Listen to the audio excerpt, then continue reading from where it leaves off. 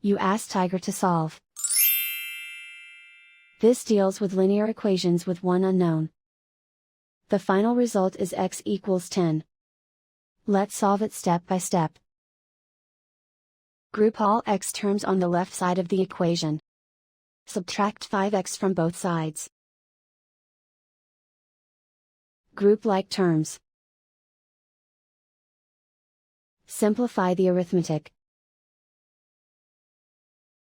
Group like terms. Simplify the arithmetic. Group all constants on the right side of the equation. Add 5 to both sides. Simplify the arithmetic.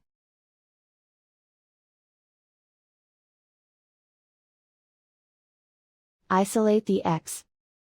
Divide both sides by -2. Cancel out the negatives. Simplify the fraction. Cancel out the negatives.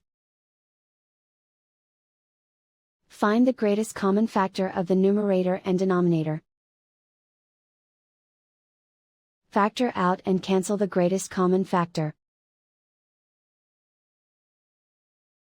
And so the final result is x equals 10.